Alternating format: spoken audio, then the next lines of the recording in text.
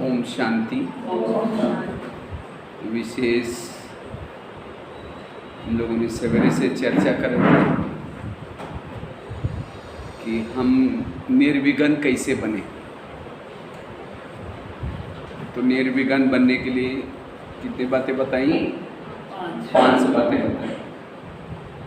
तो सबसे पहली बात बताई देहभान के कारण हमारे पुरुषार्थ में कभी क्या होता है?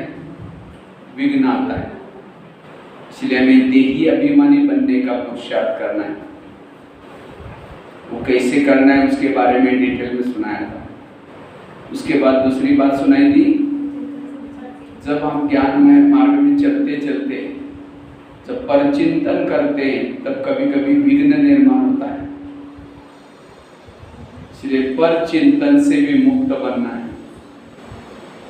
उसके लिए भी अलग अलग युक्तियां बताई थी कि हमें पर चिंतन से कैसे मुक्त बनना है। तीसरी बात कौन सी सुनाई थी? जब हम कभी ज्ञान मार्ग में चलते चलते श्रीमत का उल्लंघन करते हैं तो क्या होता है?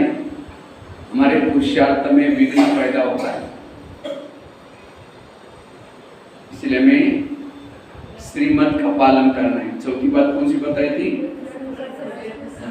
व्यर्थ संकल्प।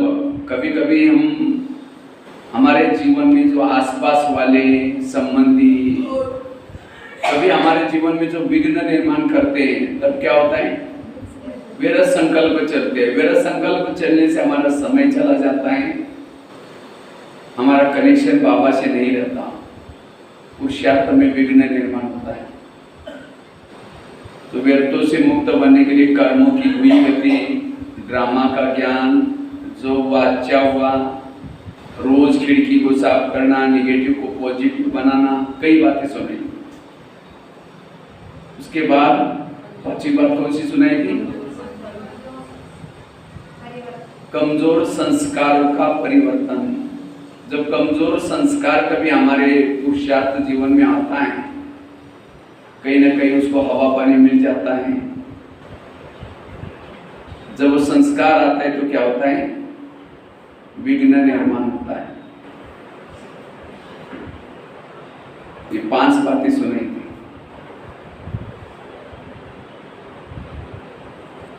छठी बात है, हमारे पुरुषार्थ में जो विघ्न आता है वो है कर्मेंद्रियों के द्वारा आने वाला विघ्न।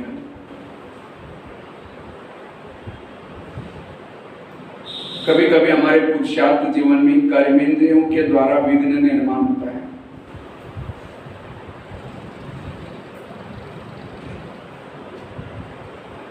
आंखें कुछ भी देखती है, कान जो चीज सुनता है, मन भटकता है, तब जाकर के क्या होता है? वो विघ्न निर्माण होता है। इसीलिए स्वराज्य अधिकारी स्थिति चाहिए।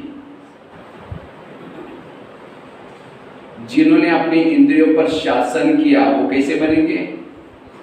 निर्विघ्न रहेंगे और शक्तिशाली बन सकते हैं।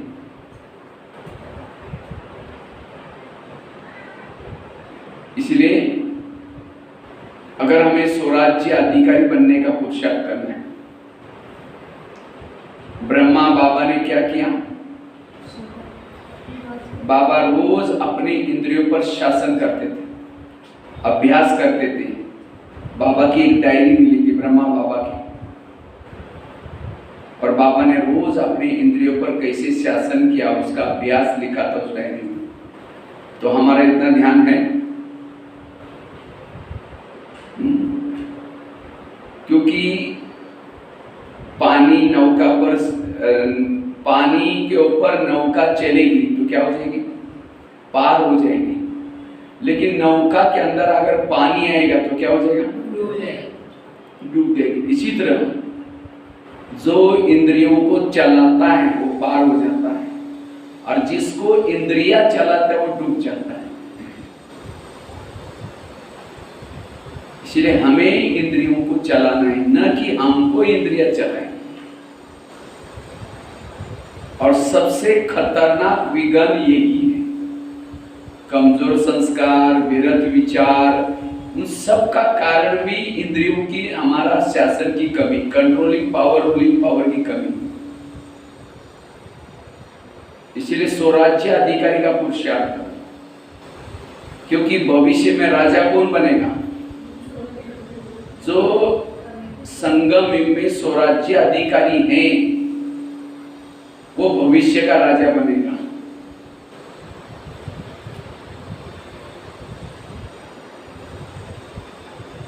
इसलिए हमें स्वराज्य अधिकारी बनने का पुरुषार्थ करना है।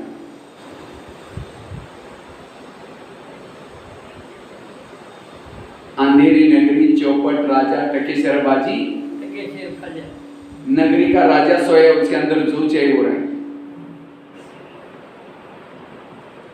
इसलिए बाबा कहते बच्चे स्वराज्य अधिकारी बनो। जितना जितना हम कर्मेंद्रिय पर शासन करेंगे, हमारा व्यवहार सबको प्रिय लगेगा, अच्छा लगेगा।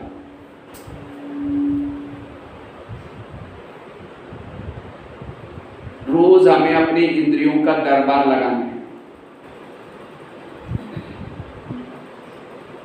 जो इंद्रिया हमारा कहना नहीं मानती, हमें उसको शिक्षा देनी, सजा भी देनी।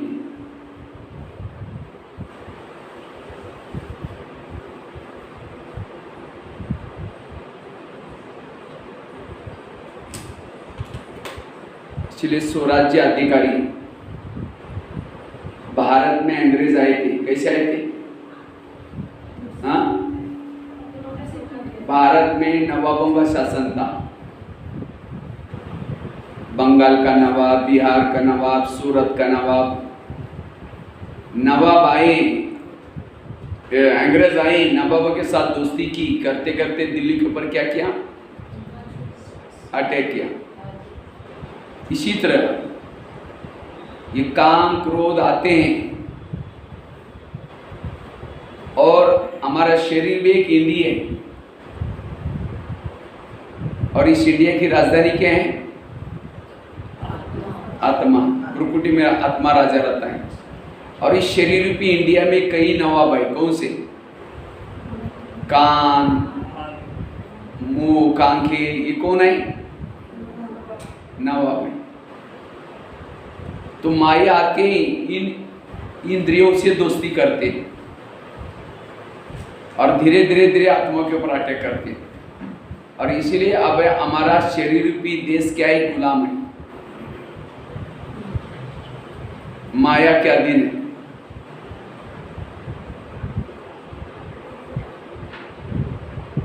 जिसको ही बाबा कहते हैं चैरिटी बिगैन्स एट होम। आप अपने घर को सुधारो। घर मतलब लौकिक घर की बात नहीं, इस शरीर आत्मा का पहला घर है। तो क्या इस शरीर की घर के सब ज्ञान में चलते हैं? हाँ, 7 दिन का कोर्स है, इनका करो, आंखों का करो, कान का करो। जब तक इंद्रिया ज्ञान में नहीं चलेगी, तब तक विजयी नहीं बन सकेंगे। अगर पाकिस्तान के बॉर्डर पर रहने वाला कोई जवान अगर आतंकवादी से मिला है, आतंकवादी कहता है 1000 की नोटा ले लो, लेकिन मुझे अंदर जाने दो। अगर नोट प्रेमी बन करके उसको अंदर भेजेगा तो कितने लोगों को मारेगा? इसीलिए वो बॉर्डर पे रहने वाले सैनिकों को नोट प्रेमी नहीं, देश प्रेमी बनने की जरूरत है। इसी तरह ये शरीर रूपी इंडिया में हमारे आत्मा की रक्षा करने वाले कौन है? कान, आंखें। लेकिन अब ये रक्षक ही भक्षक बने। माया कहीं बाहर से नहीं आती। माया कहाँ से आती है? हमारे ही इंद्रियों के द्वारा आ रहे, और हम कभी भी उनको पूछते नहीं कि भाई क्यों देखा, क्यों। और ब्रह्मा बाबा ने ये पुरुषार्थ किया, लेकिन आज हमारा इसकी तरफ ध्यान नहीं है, और इसीलिए हमारे जीवन में प्रॉब्लम्स है। इसीलिए स्वराज्य अधिकारी बनने का पुरुषार्थ। तो भारत में अंग्रेज घुसे थे, फिर उनको निकाला कैसे? कैसे निकाला?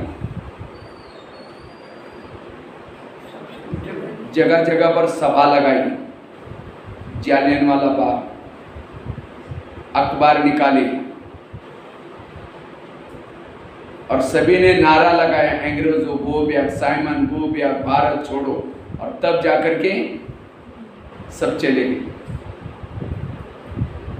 इसी तरह हमें भी अपने इस इंद्रियों को जगाने की जरूरत है। हमारी प्रजा कौन है? ये कर्म इंद्रियां। हे आंखें, जो तुम गलत देखते हो, तुम्हें तो अच्छा लगता है लेकिन मेरा कितना घाटा हो रहा है, उनसे बातें करो। हम कभी बात नहीं करते यार। जैसे आजकल की मम्मी पापा इतना स्वयं में बिजी है, बच्चा कहाँ जा रहा है, किसके संग में जा रहा है, क्या देखता है, उनको पूछने का देखने का टाइम भी नहीं है। और जब बच्चा गलत काम करता आंखें खुल जाते हैं। ऐसा कैसा किया बच्चे ने? अगर रोज उस बच्चे की पूछताछ करते तो बच्चा गलत काम करता ही नहीं। इसी तरह आज हमारी आंखें क्या देख रही, कान क्या सुन रहे, उनको पूछने का टाइम ही नहीं होता। और इसीलिए आज हमारे पुरुषार्थ में प्रॉब्लम्स है। इसलिए स्वराज्य अधिकारी का पुरुषार्थ, क्योंकि हम यहाँ आए किसी लिए? स्वयं का परिवर्तन। परिवर्तन मतलब क्या? बैज पहन लिया, सफेद ड्रेस पहन लिया, मुरली सुन ली, परिवर्तन हो गया? ये बाहर का परिवर्तन हो गया, अंतर का परिवर्तन। और जब तक इंद्रियों पर शासन नहीं करेंगे, इस दुनिया में शासन वही कर सकता है जिसने इस दुनिया में शासन किया। शायद संडे की मुरली थी, एक दो लाइन थी उसके अंदर। बाबा ने कहा, बुद्धि को, मन को जहां लगाना चाहिए वह लगा सकते हो। कंट्रोलिंग पावर, रूलिंग पावर है। अगर यहां कंट्रोलिंग पावर, रूलिंग पावर नहीं तो राज्य कैसे करेंगे? इसलिए स्वराज्य अधिकारी का पुरुषार्थ चाहिए।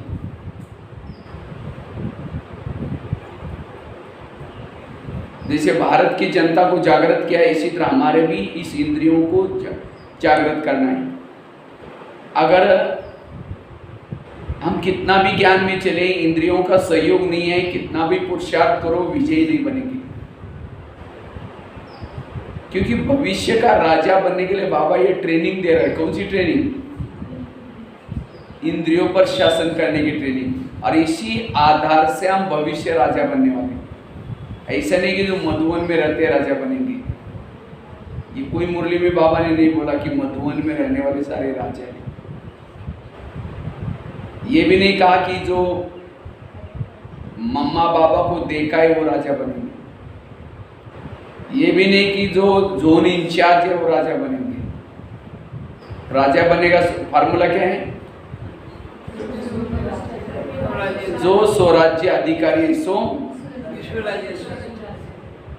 राजा कौन बनेगा, दासी कौन बनेगा, सिस्टम है, ज्ञान में चलता है, धन से सेवा नहीं करता, ज्ञान भी दूसरों को नहीं सुनाता, इंद्रियों के भी अधीन है, वो दास दासी बनेंगे। दास दासी वो बनते जो उदास रहते। उदास कौन होता है? कभी गलत काम हो जाता है, इंद्रियों के वश हो गए, खुशी गायब हो गई। जो किसी का श्रृंगार नहीं करते वो श्रृंगार करने वाली बनेगी। दासियां क्या करती? श्रृंगार। क्यों? संगम युग में किसी का श्रृंगार नहीं किया। क्यों? बाबा मुरली में रोज कहता है, बच्चे मंदिर में जाओ, मेरा परिचय दो, ये करो। अगर यहाँ नहीं करेंगे तो वहां करना पड़ेगा। इसलिए यहाँ श्रृंगार करो औरों का। कोई ज्ञान में चलता है, धन की सेवा करता है, ज्ञान भी दूसरे को सुनाता है, इंद्रियों पर शासन नहीं है, वो क्या बनेगा? साहूकार बनेगा। क्यों साहूकार बना? धन लगाया, अनेक गुना मिला।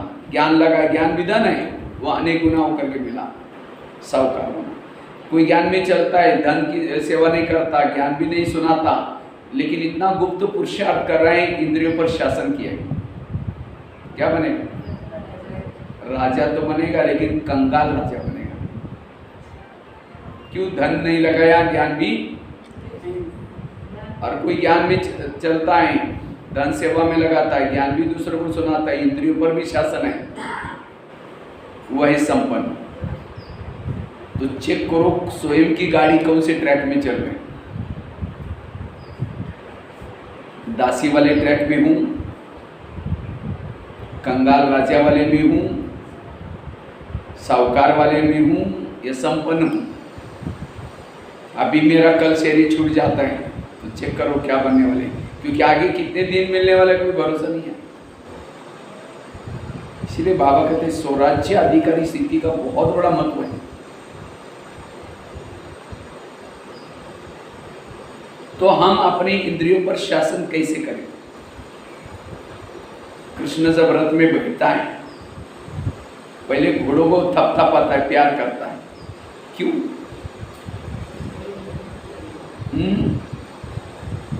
क्योंकि घोड़े को प्यार नहीं करेगा, घोड़े जाकर के दुर्योधन सामने गिर जाएंगे, पराजय हो जाएगी। इसी तरह हमें भी रोज अपने घोड़ों को प्यार करना है। जब नहाते धोते हैं, कान को हे कान, तुम्हारा ऐसी बातें नहीं सुनना जो मेरा सिर झुक जाए। ये आंखें, तुम ऐसी कोई चीजें नहीं देखना जो मेरा सिर झुक जाए। इनसे प्यार करो। हम कभी अपने से बातें ही नहीं करते इंद्रियों से। जैसे हम लोग माउंट आबू में रहते थे, तो दादी जब भी कहीं बाहर जाती थी, प्रकाश मणि दादी, तो सभी निवासियों को बुला करके कहते थे, देखो अब मैं बाहर जा रही हूँ, तुम लोगों की जिम्मेवारी है, ये संभालने की जिम्मेवारी है, ध्यान से देखना, ये करना। माना राजा की एक निशानी कि सबको जिम्मेवार बना कर दे। अब इतना मेहनत करते, दादी कभी किसी को पूछती नहीं, अपने आप जाएगी। तो लोग बोले यार हमको कोई पूछता नहीं, जाने तो हमको कोई दिल से सेवा नहीं करेगा। इसी तरह ये कर्मेंद्रिया दिन रात हमारी सेवा में लगे, लेकिन कभी भी हमें उनसे पूछा नहीं, प्यार नहीं किया। इसीलिए उनको लगता है हम इतना मेहनत करें, हमको ये पूछता ही नहीं, इसलिए अपना काम चल रहा है। आंखें जो चाहे देख रहे, मुंह जो चाहे बोल रहे, इसीलिए प्रॉब्लम है। इसीलिए बाबा कहते हैं बच्चे स्वराज्य अधिकारी बनो। तो रोज अमृत वेला करने के बाद, अमृत वेला करने के बाद 10-15 मिनट इंद्रियों से बातें करो, जिसको बाबा कहते हैं दरबार लगा दो।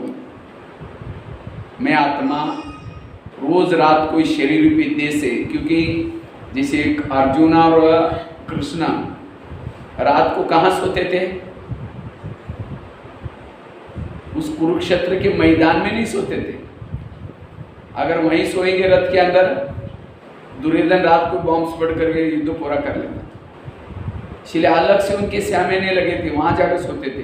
तो इसी तरह हमें भी शरीर रूपी रथ में नहीं सोना है, हमें ऊपर जाकर के बाबा के पास सोना है।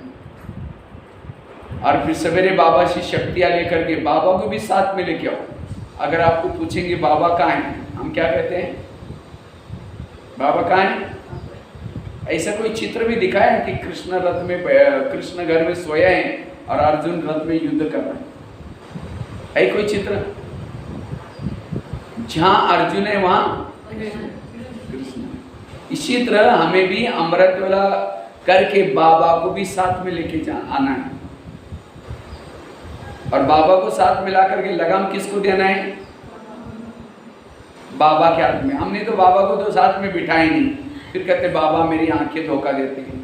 अब अर्जुन ने लगाम पकड़े और कृष्ण को कह रहे मेरा खड्डा में रथ क्यों लेके जा रहे हैं? वो कहेगा तुम भी आने ना भाई, तुमने लगाम पकड़ी है, अब मुझे तो रथ में बिठाई नहीं, मैं क्या करूं? इसीलिए बाबा को रथ में बिठा करके साथ में कर्मेंद्रिय के लगाम बाबा के हाथ में दो। और फिर अर्जुन ही डायरेक्शन देता है, सारथी मुझे इस तरफ लेके चलो।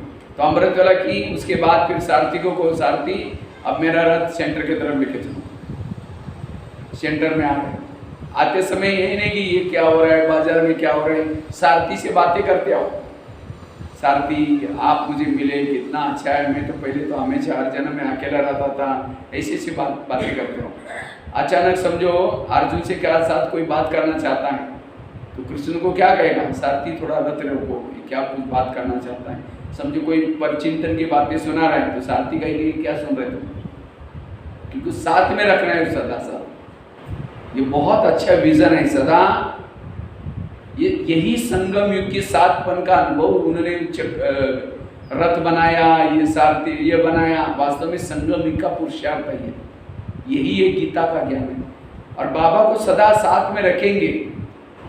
खाना भी खा रहे थे, बाबा देखो ये खा लो, बैठो, मुरली सुनी, मुरली भी कौन सुना रहा है, बाबा सुना रहा है। सारथी मुझे सुना रहा आज युद्ध का प्लान क्या क्या है, माया किस किस रूप में आने वाली है। एक एक चीज अगर समझो कोई मुरली के पॉइंट चल रहे, झुटका लगा दिया, अब जो पॉइंट नहीं सुनी माया उसी में आपको हरा देगी। इसलिए एक एक पॉइंट चात्र होकर के सुनना है। तो इसी तरह ये कृष्ण और अर्जुन का विजन हमें सदा याद रखना है। इसे कर्मयोगी बन जाएंगे। तो रोज अमृत वेले के बाद क्या करना है, यहाँ आए और 5 मिनट 10 मिनट इंद्रियों से बातें करो। सबसे पहले बात करो कान से। हे मेरे कान, तुम मेरे इस राजे की शान हो। अगर तुम ना होते मैं ईश्वरी माँ के कैसे सुनता। मेरा तो तुम्हारे पर बहुत बड़ा विश्वास है, इसीलिए मैंने तुमको कहाँ रखा है, बॉर्डर पर। कान कहाँ है, हे कान मेरे, तुम्हें विश्वास के साथ बॉर्डर पर रखा है। तुम मेरा खाते हो, मेरे राज्य में रहते हो, लेकिन आजकल तुम मुझे धोखा दे रहे हो। मुझे तो पता नहीं था। आज सवेरे मैं अपने दोस्त के पास शिव बाबा के पास गया था। उसने शिव बाबा ने तुम्हारे लिए कुछ इशारे दिए, तुम मेरा खाते हो मेरे, क्योंकि कान क्यों जिंदा है, कान थोड़ा यहाँ होता तो कान जिंदा रहता। खाता है आत्मा का, धोखा दे रहे। इसलिए हे कान, आज जो हुआ कोई बात नहीं, लेकिन रात को सोने से पहले फिर मैं दरबार लगाऊंगा। अगर तुमने कुछ बेरस सुना मैं तुमको सजा दूंगा। और ये भी नहीं समझना मुझे कुछ पता ही नहीं चलता। आजकल मैंने शरीर रूपी किले के चारों तरफ से, शरीर क्या है हमारा, फोर्ट, किला है, और इस किले के चारों तरफ से सीसी कैमरे का प्रबंध किया है मैंने। तीसरा नेत्र खुला है ना। आजकल घरों में ऑफिस में क्या लगाते हैं, कौन आया कौन गया सारा पता चलता है। तो मेरे गुप्त कैमरे लगे हैं, सब मुझे पता चलेगा। अगर तुमने कुछ गलत किया मैं तुमको सजा दूंगा। आगे चलो आंखों के मुख के पास। हे मुख, तुम भी मेरे इस राज्य की शान हो। अगर तुम ना होते मैं ईश्वरीय महावाक्य दूसरों को कैसे सुनाता। इसलिए तुम्हारा धन्यवाद। लेकिन कभी कभी तुम किसी का अपमान करते हो, जिसे मेरा आत्मा भाई मेरे से रुक जाता है। क्या तुमको अपमान करने के लिए रखा है? अगर करेगा मैं तुमको सजा दूंगा। आगे चलो आंखों के पास। ये आंखें मुझे 84 जन्म में बहुत आंखें मिली, लेकिन तुम्हारे जैसे भाग्यशाली आंखें कोई नहीं मिली, क्योंकि तुम्हारे द्वारा मैंने सत्यम शिवम सुंदरम को देखा है। तो क्या प्रभु को देखने बाद तुम्हारा पेट नहीं भरा? तुम इस संसार की व्यर्थ बातें क्यों देखते हो? अगर देखेगा मैं तुमको सजा दूंगा। आगे चलो पाँव के पास। हे पाँव, तुम में मेरे इस राज्य की शान हो। अगर तुम ना होते मैं सेवा करने के लिए कैसे जाता। सेवा की हाथ नहीं, आदि दुआ तुमको मिलती है। मुख ने भाषण की आदि दुआ किसको मिलती है? पाँव को। क्यों? एक घुटने के ऊपर पूरा बॉडी को उठाकर कौन लेके आता? पाँव। इसलिए कोई भी व्यक्ति घर में आता है उसके चरण छूते हैं। ये चरण तुम्हारा धन्यवाद। आत्मा नहीं है उसके अंदर कुछ। क्यों धन्यवाद? क्योंकि उसने लाया ना। लेकिन कभी कभी चरण फिल्म देखने के लिए लेके जाते हैं। फिल्म देखी आंखों ने, आधा पाप किसको चढ़ा? पाँव। अगर वो कहता है नहीं मैं राजा को धोखा नहीं दे सकता हूँ, मुझे नहीं जाना है, तुमको जाना है तो एक कान तुम जाओ, यहाँ के तुम भी जाओ, कल परसों कभी भी आओ, मैं नहीं जाऊँगा। अगर हर इंद्रिया राजा के लिए, ये है राजाओं का के लिए रिस्पेक्ट। आज कई माताएं कहते मुझे बच्चे पूछते ही नहीं, मेरे को पूछता ही नहीं, कोई सम्मान नहीं देता। जिसकी इंद्रियां ही आत्मा को सम्मान नहीं देते उसको सम्मान कौन देगा? जब आप अपनी इंद्रियां आपको सम्मान देंगी तो लोग भी आपको क्या करेंगे, सम्मान देंगे। इसलिए स्वराज्याधिकारी स्थिति, अनुशासन, दूसरे पर अनुशासन वही कर सकता है जो अपने पर शासन करता है। इसलिए बाबा कहते हैं स्वराज्याधिकारी का पुरुषार्थ करो। आगे चलो मन के पास। हे मन, तुम्हें मेरे इस राज्य के शान, अगर तुम ना होते मैं ईश्वरीय चिंतन कैसे करता। लेकिन कभी कभी तुम व्यर्थों का चिंतन भी करते हो, अगर करेगा मैं तुमको सजा दूंगा। वो न्यूज भेज दिया आपने।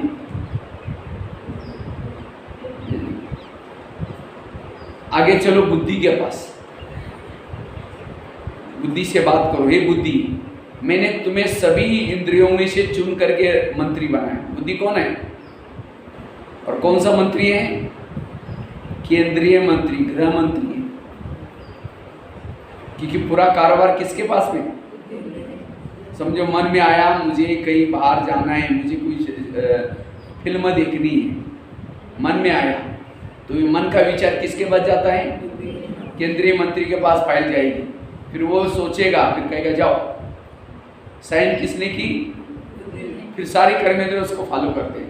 तो आज तक हमारे जीवन में जो जो पाप कर्म हुआ, साइन किसके? तो बुद्धि से बात करो। ये बुद्धि, मैंने तुमको योग्य समझ करके मंत्री बनाया, पूरा कारोबार तुमको दिया और तुमने मेरा यही विश्वासघात किया, पूरा राजकारोबार गवाया, मुझे रावण की जेल में डाल दिया। इसलिए आज से जो हुआ कोई बात नहीं। अब आज से तुम्हें जो भी निर्णय करना है श्रीमत के आधार से निर्णय करना है। अगर तुम गलत निर्णय करेगा मैं तुमको सजा दूंगा। तो ऐसी करते प्रैक्टिस ना। ये है स्व परिवर्तन का आधार। बस ज्ञान में चल रहे हैं, मुरली सुन रहे हैं, फिर बस ये नहीं है। क्योंकि ये पढ़ाई है, इससे देवता बनेंगे, इससे उच्च पद प्राप्त होगा, इससे हमारे संस्कार बदलेंगे, ये विघ्न जिद बन सकेंगे। ये सूक्ष्म चेकिंग करनी है। क्योंकि राजा तो बनना है ना। किसको किसको राजा बनना है? काचोला वाले कौन कौन राजा बनेंगे? हाँ, सबको बनना है। तो अपने ऊपर शासन करो तब राजा बनेंगे, नहीं तो फिर राजा नहीं बनेगी। इसलिए राजा बनने के लिए अपने पर शासन करना है, स्वराज्य अधिकारी का पुरुषार्थ करना है। फिर रात को सोने से पहले फिर चेकिंग करो। सबसे पहले कान से पूछो, कान तुम्हारा चार्ट कैसा रहा? तुम्हारा बहुत बहुत धन्यवाद। सवेरे 7 बजे तुम्हारे द्वारा मैंने मुरली सुनी थी, लेकिन 12-1 बजे कोई माता जी आई थी, किसी का परचिंतन की बातें सुना रही थी, तुमने बड़ा नजदीक जाकर सुना था, मैंने वो सीसी कैमरे में देखा है। बताओ, तुमको सुनने के लिए मना किया तो भी तुमने सुना, इसीलिए तुम्हारे लिए सजा कौन सी? कान को काट करके फेंकने की सजा नहीं देनी। कौन सी सजा दो? दोबारा मुरली सुना उसे। क्योंकि जिस कान में ज्ञान की कमी है वही परचिंतन सुनते हैं। आगे चलो मुख के पास। मुख तुम्हारा चार्ट कैसा रहा? कान ने दरवाजे खोला, तुमने तो चुप रहना चाहिए था, तुमने भी बोला हाँ वो ऐसी करते, उसने ऐसा किया, इसीलिए तुम्हारे लिए सजा। कल के दिन तुम्हारा कारोबार बंद रहेगा। मौन है मुख की सजा। दूसरे दिन क्या रखो उसका? मौन। इसको कहते हैं राजा।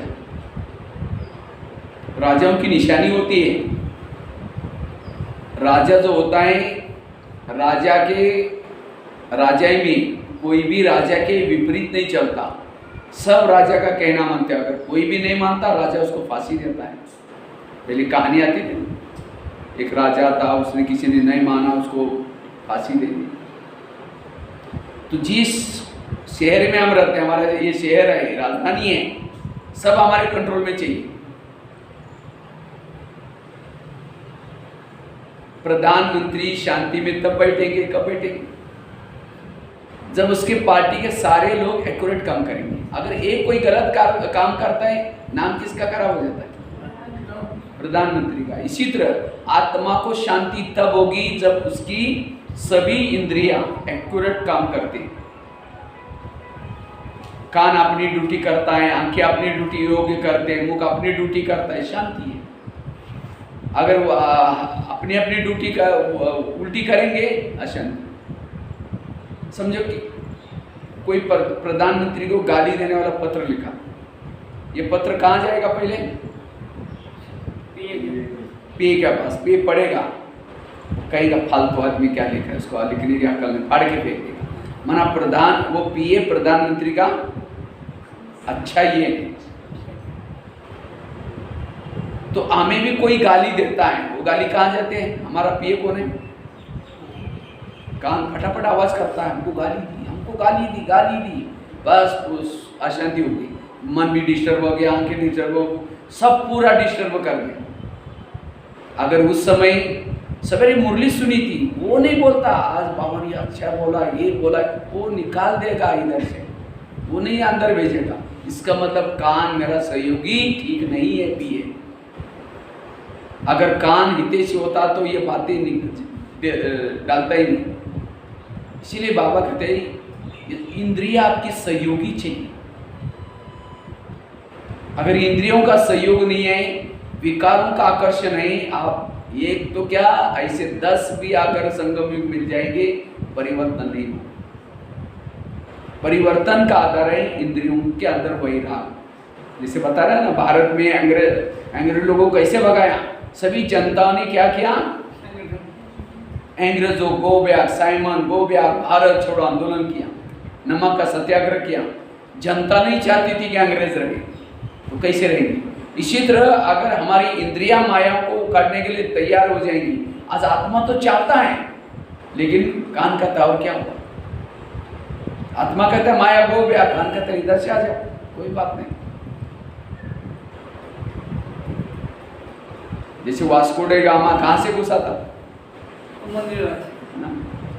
समुद्र मार्ग से आया था। तो इसी तरह माया भी इधर से घुस जाती है। इसीलिए हमें इनसे बात भी करनी है और रोज की चेकिंग करनी है, एक दिन भी घुसने नहीं देना है।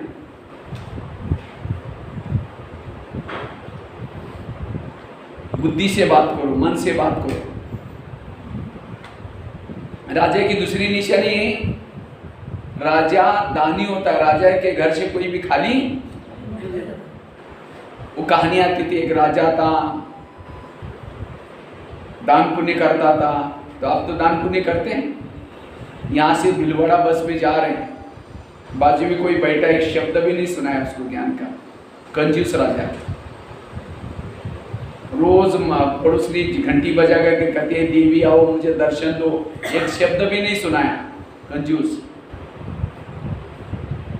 वाचा से बोलो, वाचा से नहीं सुनते, मन से भी बोलो, बाबा ये पड़ोसी आत्मा है, इसका भी आप कल्याण करना, मुझे जैसा तीसरा नेत्र दिया आप इसको भी जरूर देना। रहम दिल बन करके ये शब्द छोड़ो, क्यों नहीं आएगा ज्ञान में? आएगा। हमें ये शब्द संकल्प छोड़ने से बहुत बड़ा बल है इसके अंदर। कभी आपने जितने रिश्तेदारी हैं उनको कभी अपने घर में बुलाओ, बहनों को बुला करके 7 दिन का कोर्स करो उनका, कई सेवाओं के तरीके। इसलिए देने के संस्कार चाहिए, मनसा से दो, वाचा तो से दो। जो देता है वो देवता है, जो देता नहीं वो देवता कैसे बनेगा? इसलिए एक ये थी, बहुत ही शादी से पहले बहुत दान पुण्य करते, लेकिन जब उसकी शादी होती है दान पुण्य नहीं करते, क्योंकि उसकी शादी सेठ जी के घर में हुई थी। वो थे सेठ जी लेकिन थे कंजूस, वो कभी भी दान पुण्य नहीं करते। तो एक दिन एक सन्यासी आया था भिक्षा मांगने के लिए। तो सास ससुर ये सब महल के बाहर बैठे थे। तो सन्यासी ने कहा मुझे थोड़ी भिक्षा चाहिए। तो वो क्या बोलते हैं, मैं बासी खाती और भूखी सोती, तुमको कहाँ से दूं? तो सास को तो गुस्सा आया, लेकिन सन्यासी था इसलिए कुछ नहीं बोला। दोबारा कहा मुझे थोड़ी भिक्षा चाहिए। कहते सुना नहीं तुमने, मैं बासी खाती और भूखी सोती, तुमको कहाँ से दूँ? चला गया। सास उठी, 2 थप्पड़ लगा दिए बहू को, तुमने तो मेरा नाम खराब किया। कब तुमको मैंने बासी खिलाया? कहते मैं रोज बासी खाती हूँ। आज मेरी शादी शेठ जी की घर में हुई है, तो कौन से जन्मों का फल है? पिछले जन्मों का। इसलिए मैंने कहा बासी खाती हूँ। और भूखी सोती अर्थात अगले जन्म के लिए आप मुझे कुछ करने नहीं देते, इसलिए कौन सा क्या करती हूँ?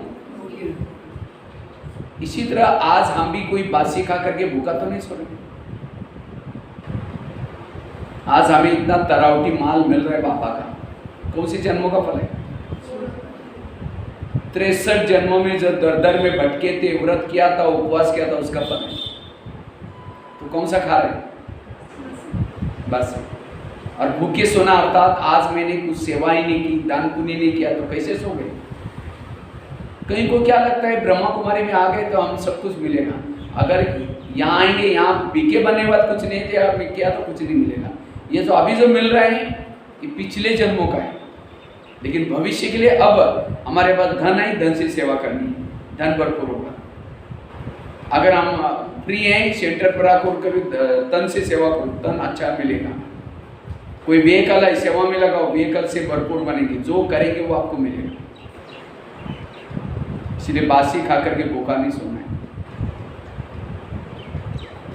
अभी हमें सफल करना, आगे चल करके जब बाबा की प्रत्यक्षता होगी, लोगों को पता चलेगा भगवान इस धरती पर आया और आकर के गीता का ज्ञान दिया, तो लोग क्या करेंगे? आकर के कहेंगे बहनों को, बहन जी हमारा मकान ले लो, हमारा प्लॉट ले लो, हमारी खेती भी ले लो, हमारे ये ले लो। लेकिन मधुबन से डायरेक्शन आएगा, प्लीज़ किसी की भी संपत्ति प्रॉपर्टी नहीं लेना। बाहर बोर्ड लगा दो, हमको नहीं चाहिए। जैसे 500 1000 की नोट बंद हो गई, उस समय कई भाई बहने ला करके बंडल की बंडल डालना शुरू किया भंडारी में। और पहले डालो बोलो तो हाथ थर थर कांपता था, डालो न डालो, 1000 के हैं 500 के। और जब बंद हो गया तो हम किचन में थे, तो एक माता जी आई, कहते भाई जी हमने चाय पत्ती लाई है आसाम से। हमने कहा ठीक है, वो बहुत सर भर के लाया था। कुछ समय के बाद वो भाई को बोला जो चाय बनाते हैं अभी ये बॉक्स लेके जाओ। लेके गया, खोल दिया, चाय पत्ती सी बाजू में, बीच में नोटा डाला है 1500 की। तो वो भाई बोला भाई इसमें तो 500 1000 की पुरानी नोटा है। तो अनाउंसमेंट किया उसने डायमंड हॉल में, वो कोई माता है वो लेके जाओ, चाय पत्ती मिल के जाओ। वो आई नहीं, क्या उसका सफल हो गया बाबा के? वो और एक भोलेनाथ को ठग लिया। इसलिए जो करना है अब करना है। इसलिए बाबा कहते बच्चे, राजा बनने के लिए दानी बनने की जरूरत है। राजा किसको कहेंगे? जो शिकार करता हो राजा है। राजा क्या करता है? शेर की शिकार करता है। ऐसे नहीं कि कोई चूहा को मार करके मैं चूहा मार के आया करके बोलता है। लोग तो हंसेंगे, कहेंगे अरे तुम तो राजा और चूहा मार के आए, कौन सी बहादुरी किया। तो आप लोगों ने हाथ खड़ा किया था कि हम राजा बनने वाले हैं। शिकार करते हैं आप लोग? कितना शिकार किया आजकल। और काचोला यहाँ आसपास तो बहुत सारे शेर रहते हैं। अज्ञानी आत्मा को ज्ञानी बनाना ये है शिकार। ऐसे नहीं कि 2-4 दिन के बाद मरने वाली बुढ़िया को ज्ञान सुना के आए, वो तो चूहा बिल्ली हो गया। एक आने के बाद उसके साथ और 10 लोग आ जाए, वो है शेर। इसलिए शिकार करने का शौक चाहिए। महीने में हमें एक शिकार जरूर करनी। कई कहते सुनते ही नहीं, नहीं सुनता इसका मतलब आपके पास जो हथियार है उसमें धार नहीं है, इसलिए आपका कोई नहीं सुनता। चलो नहीं सुनता तो आप उस शिकार को मीठा मीठा बोल करके जाली में तो फंसाओ। ये सेंटर क्या है? जाली बनाया है शेर को पकड़ने के लिए।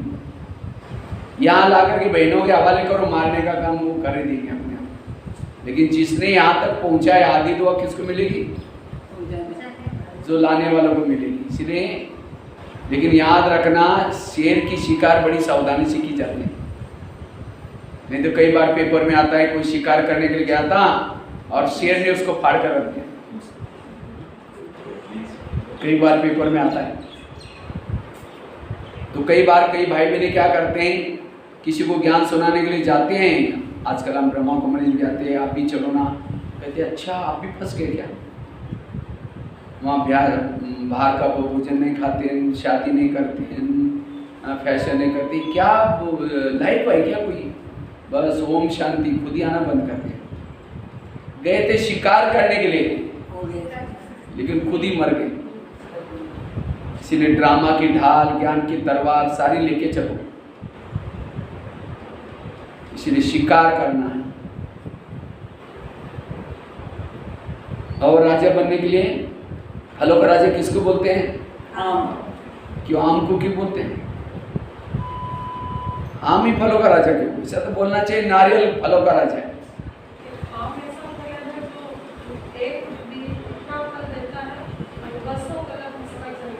हाँ, आम एक ऐसा फल है ना जो वर्षों उसका मतलब वो फल मिलता है, एक का नहीं, और भी बहुत सारे फल है, सिर्फ भी का कितना सारे। आम के साथ सबका प्यार है, नारियल के साथ प्यार। निशानी क्या है प्यार की? जब सीजन आता है, अभी गया ना सीजन, आम को लेके चूसेंगे, निकालेंगे, डालेंगे, निकालेंगे, प्यार कर रहे हैं। आप सूखा नारियल लेको चूसो उसको, 32 दांत है वो भी टूट जाएंगे, मिलेगा कुछ भी।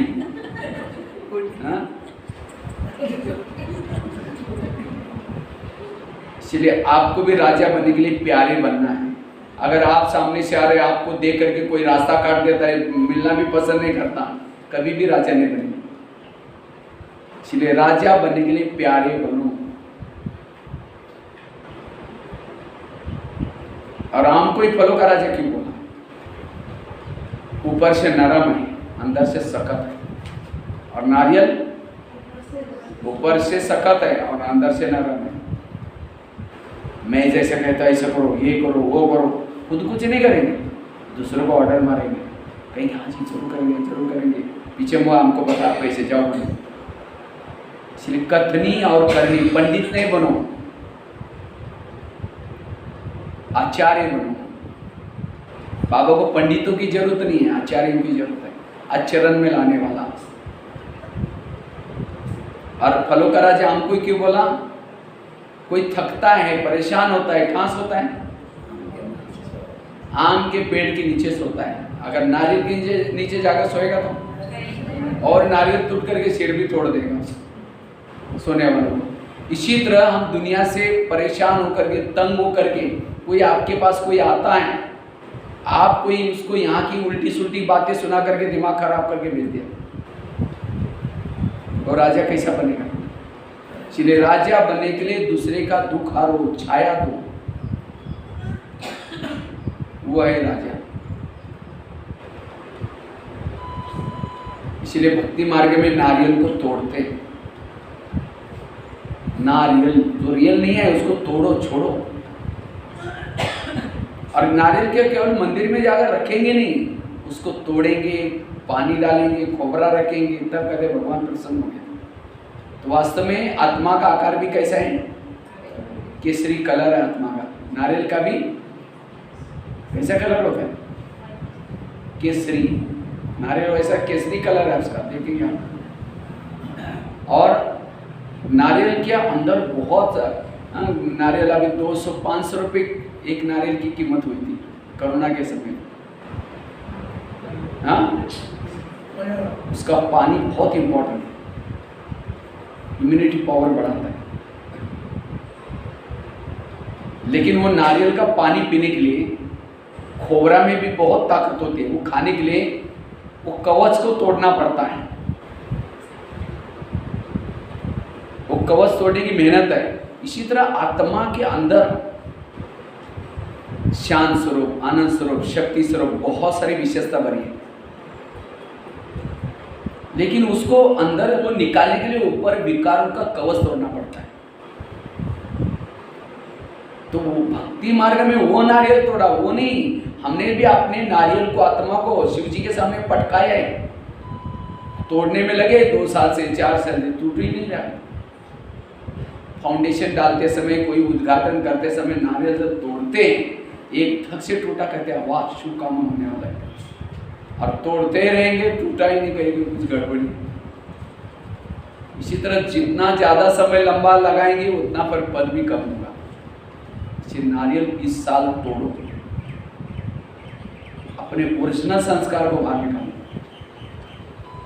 इसलिए स्वराज्य अधिकारी स्थिति।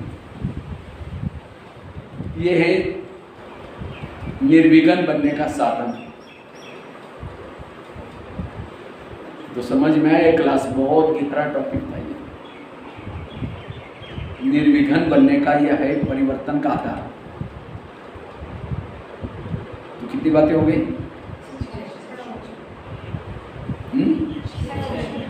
6।